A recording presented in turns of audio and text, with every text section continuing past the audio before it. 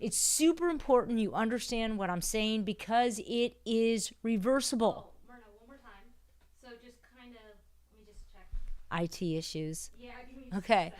Yeah, we're trying to figure out this YouTube. You probably can see a lot of my blurps. Okay. Information is good. IT, we're working on. So Samantha's the lead dog in this. What's going on, Sammy? Okay, give me just a second. Okay. So, Okay, so yeah, so just start a little bit of your little spiel one more time. Sorry okay. about that. Sorry, guys. Are they hearing it for the second time again? No, it just caught the end of it. Oh, So here, go ahead. okay. Sorry if you're hearing this again the second time. I'm registered dietitian Myrna Haag. My goal is to reverse obesity and obesity-related diseases. Super excited to present to Unite something that I feel is important. Everybody should know about, especially athletes. It's an epidemic going on with diabetes type 2 that athletes are not aware that they have this. So what we're going to do in this live stream is go over the science on type 2 diabetes, bring you some studies because a lot of people do not understand the pathology of the disease. And then we're going to show you how to reverse it. I'm going to start out with, if we can go to the PowerPoint, Sammy's working it on the other end. Okay. I'm waiting. IT. Okay. We're figuring this YouTube stuff out. So, all right, good. Are they on the screen? Okay, great. So athletes that are unaware that they're getting diabetes, how exercise hides your risk. So when we look at diabetes, understanding that exercise has been given the tagline to actually reverse type 2 diabetes, I'm going to show you the pathology and why that even emerged, why that science is even there, and how it's a little bit skewed when you really understand how it all works. But let's first look at the Center for Disease Control on what their take is for diabetes, because I think it's super important to look at what our government's saying, look at what the experts are saying. How are they explaining diabetes type 2? Because that's important, because I'm going to explain it to you from a very scientific standpoint. I'm going to explain the pathology, where the sugar goes, who it talks to, how it gets in the muscle. Super important. But let's look at what the CDC is saying about diabetes. It says here, your body breaks down most of the food you eat into sugar, which is glucose, and releases it into your bloodstream. So in other words, you eat food, it releases it into sugar, goes into your bloodstream, and then the sugar goes up. And at the same time, the pancreas releases insulin, which is a hormone, and it is what allows the sugar into your body's cells. So you eat the sugar, it goes into your bloodstream, and then the insulin's released and allows it into the cells. With diabetes, your body doesn't make enough insulin, which is what happens with type 1 diabetes, or it can't use it as well, which is type 2 diabetes. When there isn't enough insulin or cells stop responding to insulin, too much blood sugar stays in your blood. So right away, your brain's going, okay, type 2 diabetes, too much sugar in the blood. And that's what everybody runs with, right? And that's what all the diets are so focused on. And I want to show you really what's going on with this picture. But I wanted to let you see what most people look at when they're going to look up what is type 2 diabetes. It's too much sugar in the blood, too much insulin in the blood, and that's where the dialogue goes. So let's take those exact verbiage and let's show you what it looks like from a pathology standpoint. So there you go. The body breaks, let me get my pen up here. The body breaks down most of the food into sugar, glucose, and it goes into the bloodstream. So here you go. You're eating your beans, or maybe you're eating your cake or cookies. Hopefully it's healthier than that. And the glucose goes into the bloodstream. So your blood sugar goes up. That makes sense because you ate the food and it went into the bloodstream. Then what happens is the body releases insulin, which the hormone insulin gets released every time you put sugar in the blood. So here's what's going on. That insulin has one purpose: to get to the muscle cell and attach to an insulin receptor site, which is what that is. And it says right here in the same verbiage from the CDC, insulin acts like a key to let the blood sugar into your body cells for use of energy. So there it is. I drew the picture.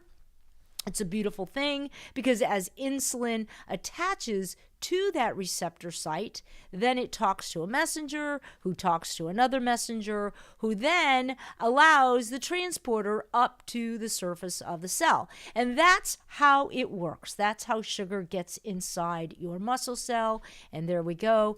The sugar gets inside the muscle. That is going to be used for energy. And another important fact is as that glucose gets inside the muscle, it binds with water, which is why it's called a carbo meaning fuel, hydrate meaning water, because when you get carbohydrates in the muscles, you hydrate your body at a cellular level. On the reverse side of that, if you do a low carb diet and you take out the carbs from your diet, you will drop out the water, which is why a lot of low carb diets, you lose 10, 15 pounds in a matter of 2 to 3 weeks. A lot of that is water weight.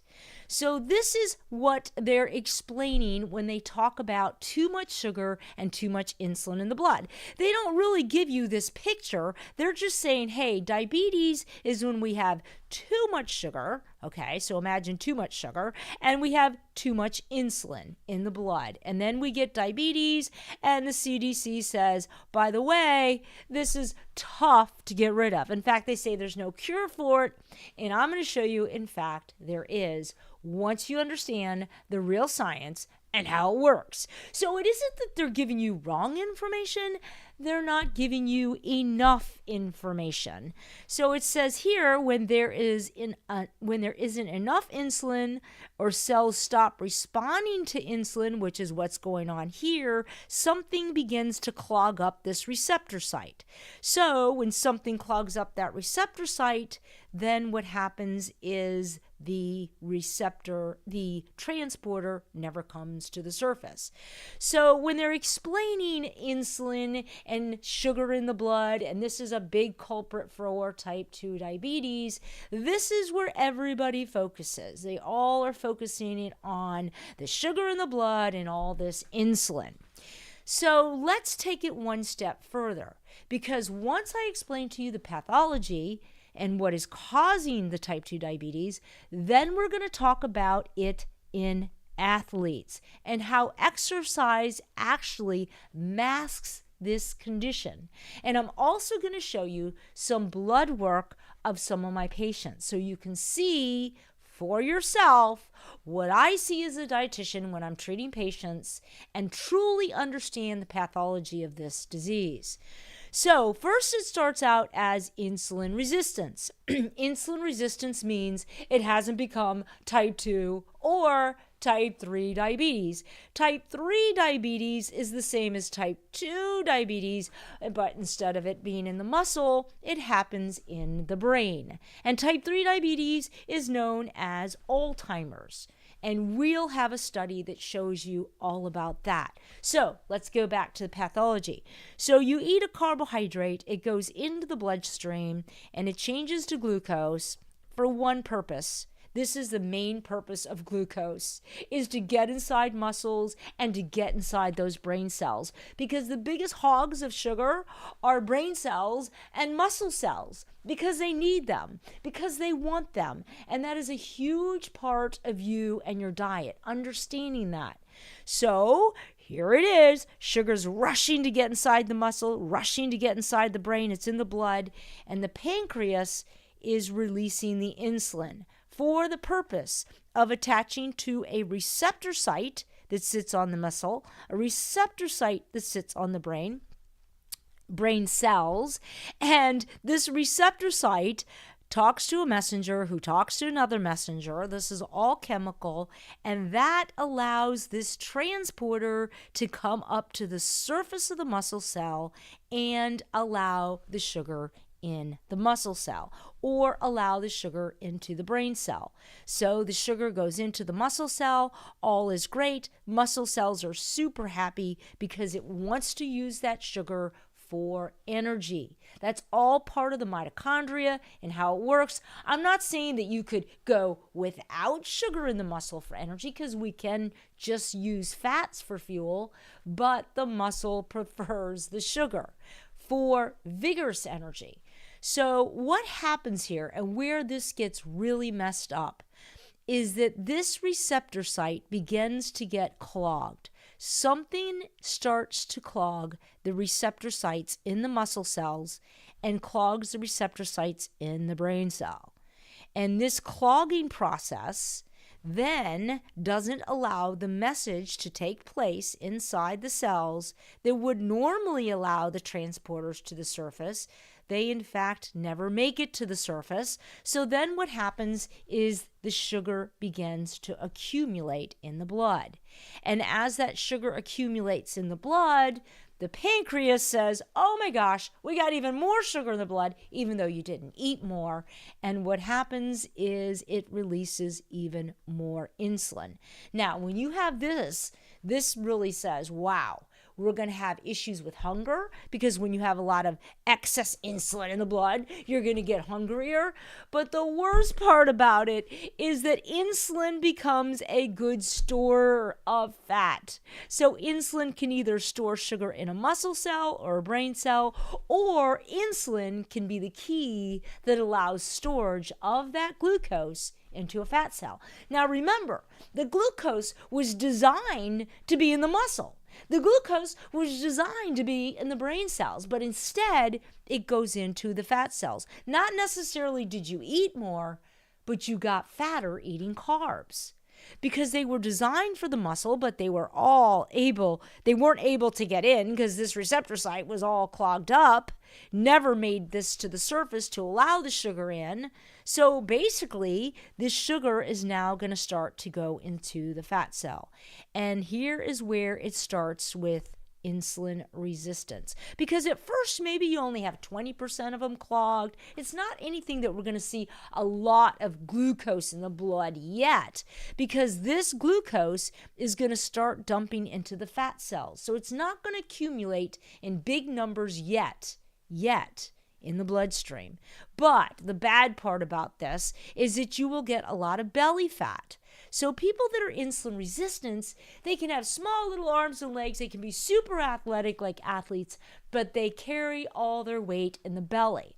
And it's super hard to lose weight. It's challenging. Even though they're exercising, they're doing everything right, they have a lot of cravings for sugar, because when you're insulin resistant and you have a lot of insulin in the blood, you do crave more food. Not necessarily are you hungrier, you just find yourself going for the second helpings, or maybe it turns out to be a handful of potato chips, and next thing you know, it's the bag of potato chips. It's really tough to put them down. And this is a lot of chemicals in your blood that are really helping you not, or actually making it worse for you to not be able to control your appetite. So here's what's causing the clogging of these receptor sites is excess fatty acids that accumulate in muscle cells. Excess fatty acids come from two places. Too many dietary fats, you're just eating too many doggone fats. It doesn't matter if they're good fats, olive oils, avocados, nuts. The body's only designed for a certain percentage of fats, about 30%, and that's it, folks. You start eating excess amount of dietary fats, or you just start getting fatter. Maybe you're just eating too much and you're getting more body fat.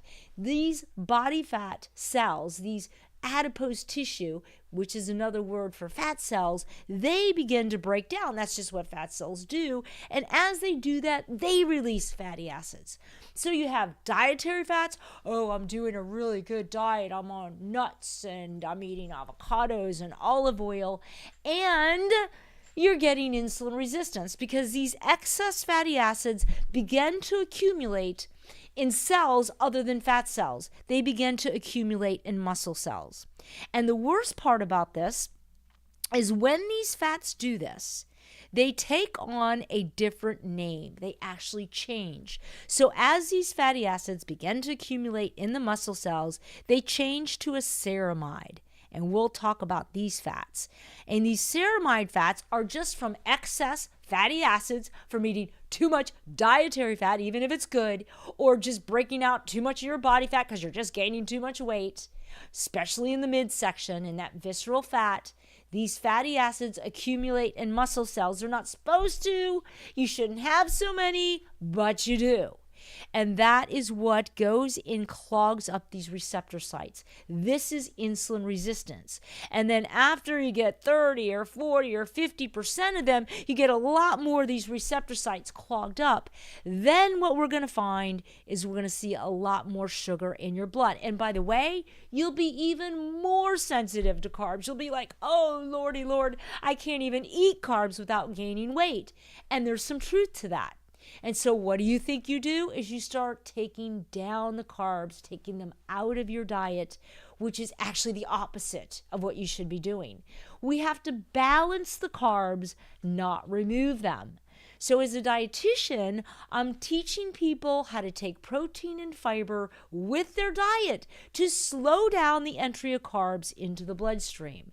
The key is all these carbs, when you have insulin resistance, are a problem, but they're not the root cause of the disease. The root cause of the disease is too much fat. The root cause of type 2 diabetes is too much fatty acids accumulating in muscle cells that then become a type of fat called a ceramide.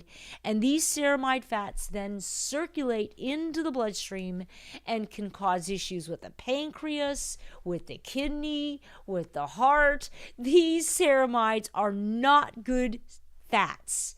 And they happen when we have excess fatty acids in circulation. So how does this relate to the athlete? All right, so here we go. What happens with the athlete is first to explain the story of how the body doesn't need insulin to move sugar into a working muscle. So when you start exercising, the body doesn't need insulin to attach to that receptor site. The muscles release catecholamines. There's these little steroids. They go up into the liver. It releases more sugar. You get this whole process when you begin to exercise. It's as if the body's preparing you to run by allowing those muscles to bring those transporters to the surface and bring the sugar into the muscle cell. So when you start exercising, especially vigorously, the sugar shuttles from the blood. So whatever sugar you have in the blood is going to go immediately into the muscle. No insulin required. So let's look at it from an athlete's standpoint.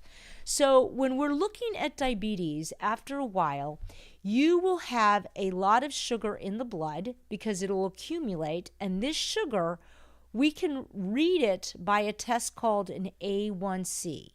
And I'll show you that test when I show you some of my patients' laboratory work. But an A1C is where we can measure an average of blood sugar in your blood over a period of 3 months. We actually have a blood test that we can measure that.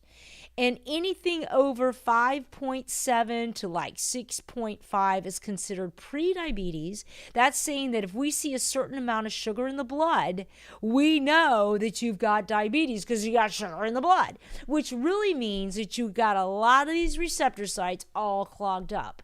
That's what the root cause of the disease. Now, here's what happens with athletes.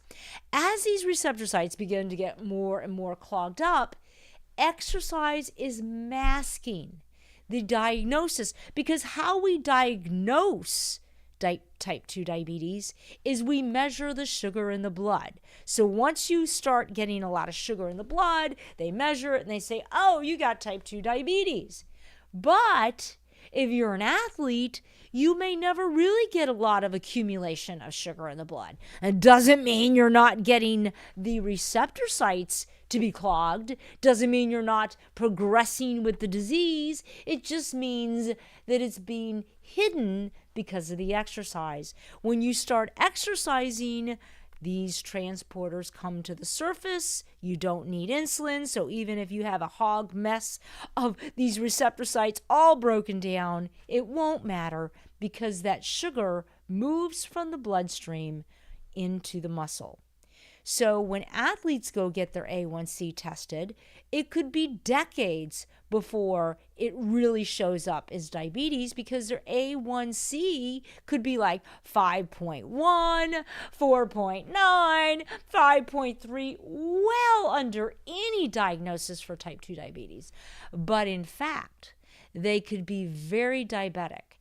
And what happens with these patients is they go many, many years undiagnosed, and then all of a sudden, maybe at 70 years old, 71, 72, this A1C begins to climb exponentially. And I mean that. Like it's a 5.1, and then 6 months later, it all of a sudden gets to be a 5.5, and then it's a 5.7, and they don't even know that how this happened. How could they become diabetic within a year period? Well, they were actually becoming diabetic decades before, but the exercise masked it. It was being hidden because exercise allows sugar from the bloodstream to go into muscles. But truthfully, the sugar in the blood and the insulin in the blood is only a symptom of type 2 diabetes. The root cause is actually stemming from excess fatty acids. So now let's bring the studies and talk about this circulating lipid droplets. And lipid means fat. So in this study, they talk about skeletal muscle lipid droplets, the athlete's paradox. In this study, if you look at the highlighted area, lipid droplets is essential to maintaining lipid, which is fat, homeostasis, which means balance, in almost all organisms. Lipid droplets play an important role in the pathology of metabolic processes, like type 2 diabetes, atherosclerosis, which is plaque in the arteries, obesity. The degree of insulin resistance in type 2 diabetic patients is positively correlated with the size of skeletal muscle lipid droplets. And it says right here, which is why it's called the athlete's paradox, is trained athletes accumulate lipids in their skeletal muscle, and these lipid droplet size in their muscle tissue is positively correlated with insulin sensitivity, which is this insulin resistance. The muscle becomes resistant to the action of insulin. The phenomenon is called the athlete's paradox. Why is that? Because athletes are people we would never assume would get type 2 diabetes. And in the meantime, they're getting type 2 diabetes, but just not being diagnosed. So that is why it's called the paradox. And skeletal muscle lipid droplets, again, in this study, further down, it talks about in the past decades, how this worldwide increase of this lipid metabolic diseases. Lipid means fat diseases. Lipid toxicity means fat toxicity. We're just taking in too many fats. A high caloric diet can do that, but also even a diet that's not highly caloric. I'm going to show you some blood of patients, and I'm going to show you their in-body machine, which tells me what their percent of body fat is and their weight, and you're going to see for yourself athletes that are at a perfect A1C with diabetes, and I'll show you how we diagnose that. And this talks about a chronic positive energy balance results in elevated fatty acids, there we go. And this turns into the storage of these fats in non-adipose tissue. Adipose means fat. This storage happens in non-fat tissues, which is muscle tissue, liver tissue. These fats are stored in places they shouldn't. And then what happens is, as in the green highlight, these fats that cannot be consumed and stored in tissues that are suited for fat, they are stored and they cause this lipid metabolism disorder called lipid toxicity in tissues like muscle tissue. And here it talks about the lipid toxicity interferes with normal cellular function. It's called toxic lipid toxicity, and it leads to disturbances in cell signaling and the development of insulin resistance, which is what I just showed to you. And this is what leads to type 2 diabetes and non-alcoholic fatty liver disease. So there's more studies about this, again, talking about these lipids that appear and create this sensitivity. And the name of these lipids, which we're going to get to next, are called ceramides. So let's find that study.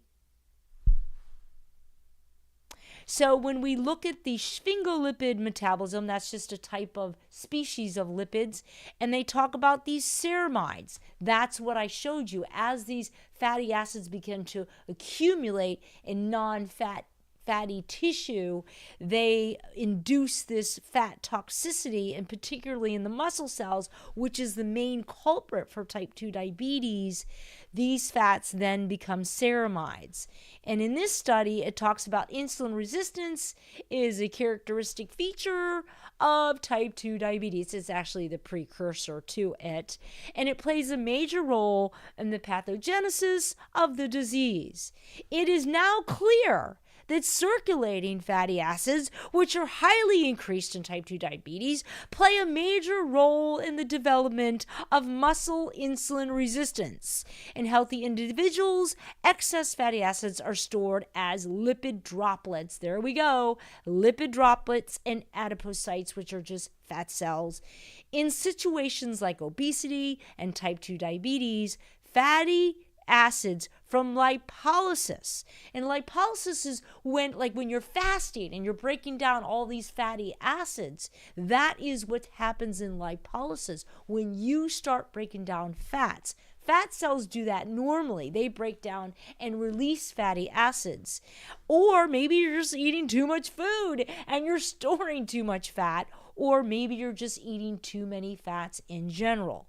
But this study talks about this fat accumulation is associated with insulin resistance. It's called lipid toxicity. However, fatty acids themselves are not involved in insulin resistance. Rather, the metabolic derivatives, which are these ceramides. In other words, fats don't just do this. They have to be in excess. Okay, so to eat fats are actually good for you because all cell membranes are made of fats, and there's such thing as good fats and bad fats. So fats are an essential part of our diet. The point I'm trying to make here is excess fatty acids. So when I work with patients, I'm always looking at those macronutrients. How are we balancing our proteins, our fibers, our fats, and our carbs? And in this case, I'm really making sure my patients do not eat a lot of excess fatty acids, not a good diet, or excess fats.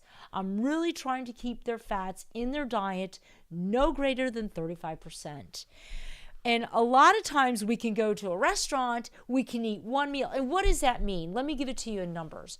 30 to 35% on average for a day is going to be anywhere from 50 grams of fat to 80 grams, depending if you're a smaller person or a larger person. And one avocado is 20 grams of fat. 1 tablespoon of olive oil is 15 grams of fat. So you have 3 tablespoons of olive oil, which would be very easy to do at any restaurant meal. That's 45 grams. 1 avocado, you're already at 65 grams, and those are all really good fats. But what happens is we're not paying attention to this. We're getting a lot of excess fatty acids, and we all know, okay, type 2 diabetes is at epidemic levels. And very rarely do people tell you the root cause of the disease, because all they're talking about is the sugar and the insulin and the sugar and the insulin. We get it, okay? There's a lot of sugar and a lot of insulin. But the root cause are the excess fatty acids. So in here, it talks about how this is really imperative and involved in this metabolic disorder and the signaling in the cell and the disruptor, and does not allow that insulin to message that transporter to allow the sugar and into the cell. And so what happens is the sugar goes into fat cell, not particularly something you want it to go. I also want to talk about Alzheimer's disease, type 3 diabetes, because when sugar is not getting inside muscle cells because those receptor sites are clogged, well, if it's happening from the neck down, I can assure you it's happening from the neck up, because you have receptor sites and neuronal cells in your brain. They also can get disrupted. Same scenario.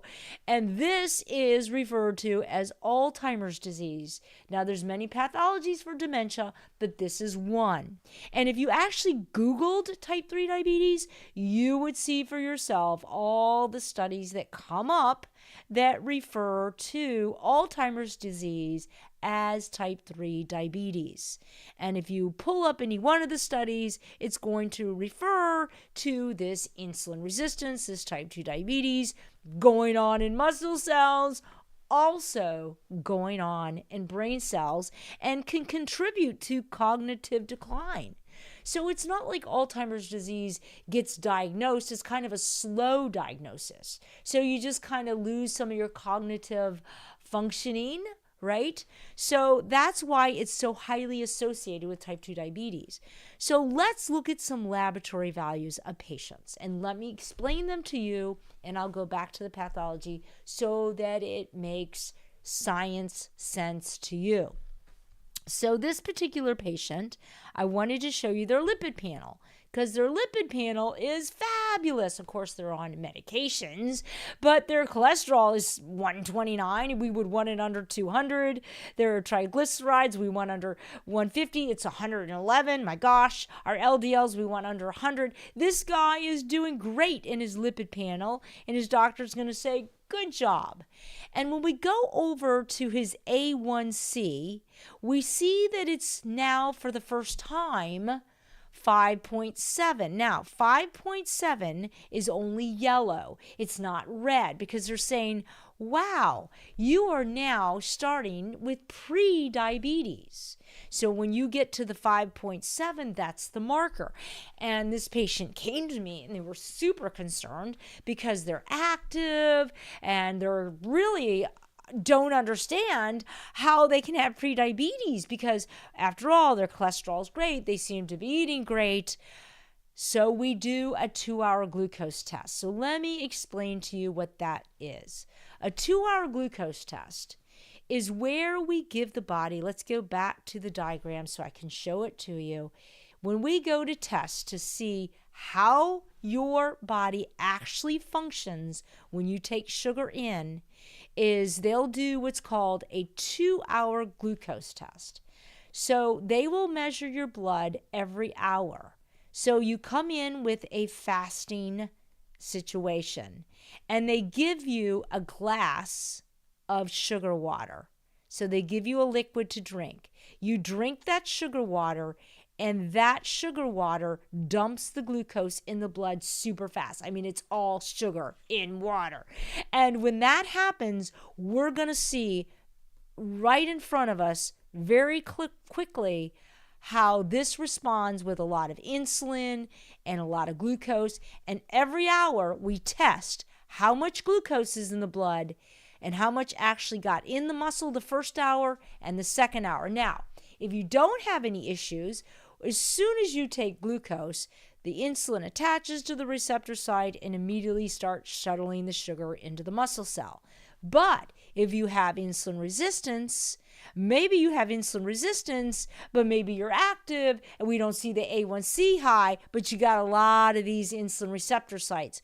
When we give you that 2-hour glucose test, we are going to see a ton of sugar in the blood. In fact, that first hour, if we see a huge amount of sugar in the blood, we know you got a lot of these receptor sites gunked up, even though your A1C may not show a lot of sugar in the blood, because remember, you're an athlete, you're exercising, and you're constantly moving the sugar into the muscle cell because you don't need insulin when you work out to shuttle the sugar into the muscle cell.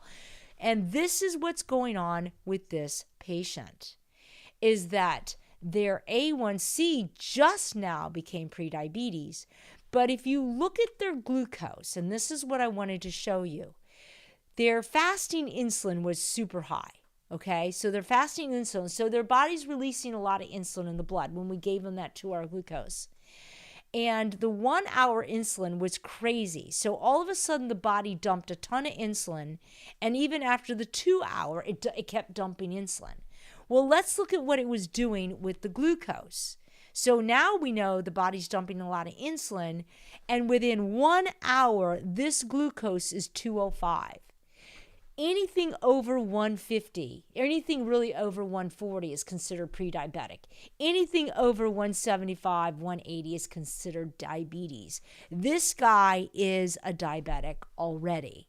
It just isn't showing up yet at the A1C. And if you look at the 2-hour, he's come down quite a bit.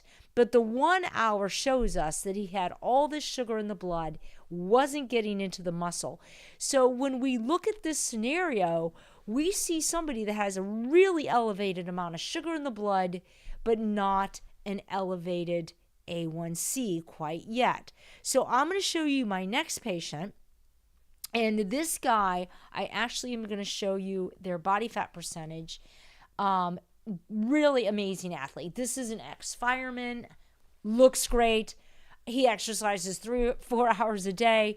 If you look at his in-body results, you will see from his in-body machine that he is 5'11", 69 years old, truly an athlete. I mean, just a specimen, I gotta say, right? He's got 6-pack. His body weight is 175 pounds for 5'11", and we all know that's pretty lean. His body fat percentage is 17%, which for a guy 69, that's also exceptional. He's got really good muscle when you look down at his in-body machine. I mean, this guy, this says he could maybe lose 5 pounds, but honestly, looking at him, you'd say he doesn't need to lose an ounce. So we have this amazing athlete, and now let's look at his blood work. If we look at his A1C, what we're going to find is he's 5.3. So this guy is not at all has any issue with diabetes. He's 5.3. Because he exercises, he's constantly moving that sugar into the muscle cell. But when we do our 2-hour glucose test on him, we find out, now his insulin isn't real high yet, but if we do a 2-hour glucose and we look at how that glucose went into the blood, in 1 hour, his glucose is 179, which is way higher. This guy has right there prediabetes. To have that glucose at 179, like I said, we want to have it under 140, right? And he's 179.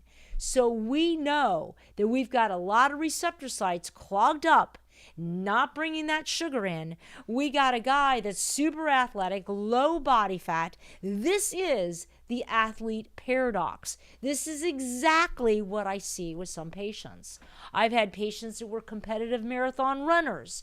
Literally body fat percent down in the teens, competitive athletes in their mid-60s, all complain, yeah, it's a little tougher for me to lose weight. I do have a belly. It's crazy because look at all the sports I do. But then comes the prediabetes and they're baffled. And I had a athlete, tremendous marathon runner that really ate super healthy, told me I only eat avocado and, I don't eat any animal foods. I'm eating all these polyunsaturates, and yet started in prediabetes. And this patient that I just showed you, this blood work, I want to mention, had a heart attack 5 years prior to this, and was after his first heart attack, he was still an athlete, by the way, in great shape. He then started to eat vegetarian. He said, okay, no more meat for me. He started out his day with a big bowl of nuts and fruit and literally just signed off on any red meat or any animal at all, meat, but he did bring in his fats. And he then had 90% clogging within 4 years after the first heart attack. And this was his blood sugar that we did. This is an athlete, great shape. So a lot of times what we see with our blood work, sometimes we don't get enough information. Or I think with type 2 diabetes, by the way, when you have type 2 diabetes and insulin resistant, you're going to be 3 times the risk for cardiovascular disease. So this is super important. And as these receptor sites in the brain get clogged, let me just go back to this example. You develop this plaque in the brain, and this is part of that dementia. And when you develop the plaque in the brain and you have it where the brain isn't doing well with bringing sugar in, what can happen is there's a lot of other neuronal cells. There's a lot of other cells in the body that really can't handle all this sugar in the blood. And they can actually become corrupt. They can get neuropathy, nerve endings begin to deteriorate, brain cells. So the idea is that you've got to do a balanced diet. And what's happening and what's to me needs to be really clarified is people are doing these low carb diets. They're really saying, wow, if I have a problem with sugar, then logically I'm going to just start taking out the carbs. And you know, it seems to work, like the keto diet. Oh yeah, with the keto diet. What's really interesting with the keto diet, I thought I'd mention this, is that when your body is releasing ketones, those ketones do not change into ceramides, which I thought was fascinating, because for the longest time I couldn't figure out why, if the keto diet is so high in fat, and I knew it was contributing to type 2 diabetes, why were we getting positive values in laboratory values, lower inflammation? And it's because they don't actually create ceramides. So there was a reduction in inflammation. But at the end of the day, and what I explain to all my patients, is you can't really eat that way. I mean, that diet, I'm not going to say I've never used keto, because for morbid obesity, there could be some benefits, but you have to be so careful, because you have to get people back into eating a balanced diet where you're doing the correct amount of proteins, fibers, carbs, and fats. That's the ticket, is you want to be able to work the macronutrients in their right ratios. And so what I wanted to show you in this live stream is understanding that excess fats, whether it's because you've got too much excess body fat, you're eating too many dietary fats, you're not paying attention to that. Maybe you're doing a lot of fasting or releasing a lot of fatty acids into circulation. It's all these excess fatty acids that begin to accumulate in these muscle cells that they weren't designed for, change into these ceramides, which are very damaging fats, which contribute to this lipid toxicity.